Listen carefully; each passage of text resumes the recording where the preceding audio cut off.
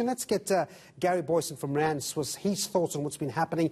I mean, Distel's saying, Gary, that it was stockpiling that really helped its results in the last part of the year. But then again, also internationally, there weren't as aggressive bans as we saw here in South Africa.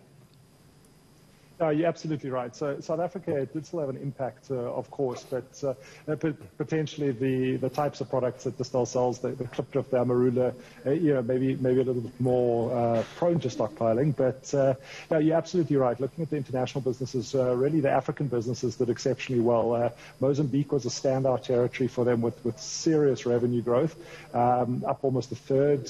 Nigeria also managed to add around 22% to sales. So doing well in Africa, which, as you say, wasn't as affected by those alcohol bans as South Africa was. Yeah, man, it's a shame that some of those value chains lower down are not as immune to those bans, Gary. But let's move on. Diversified mining giant Glencore, they reported mixed production results for 2020, and they're important to look at because they're quite big, aren't they?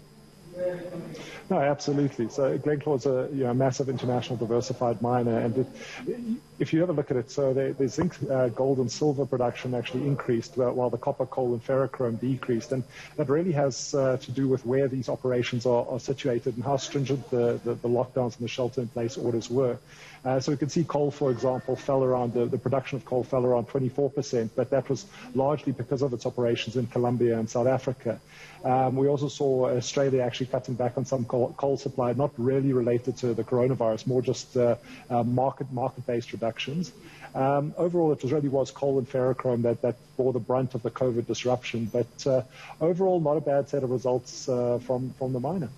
Listen, what's your take on what's happening with the oil price? Now, I see it's really gaining momentum. Sasol's not complaining. Its shares are up 12%, at least at some point today.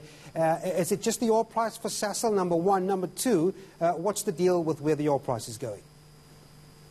No, so I don't think it's just the oil price of Sasol. Sasol came out with news recently that it probably wouldn't be tapping the market for a rights issue. So I think shareholders breathing a sigh of relief that it's not going to need more capital, and thus they're not going to face more dilution. So that's certainly building some optimism around the company's stock.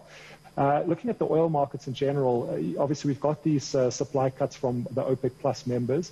Saudi Arabia has opted to introduce an additional 1 million barrel per day output curb.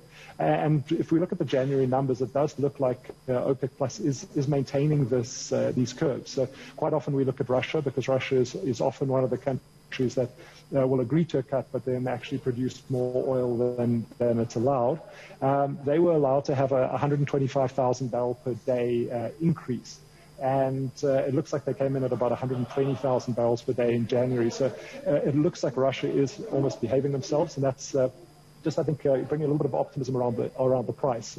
The idea that the market will be a little bit more constrained. And also, I suppose, it's not just about the supply side of the equation, it's also the demand. And we are getting a little bit more demand out of the Asian economies, which I think is also helping sentiment. I've got a couple of seconds. I mean, with the oil price going up, not great news for the petrol price, but then again, Greyhound is a group that doesn't have to worry about the petrol price now because they've thrown the towel in there. What do you make of what happened very quickly? Yeah, so it makes perfect sense. So with obviously the limiting of intercity travel, it is something that was going to be hit by COVID. Cap, which is their parent company, has been reducing and kind of right-sizing that business. And the news that it's closing down is no surprise.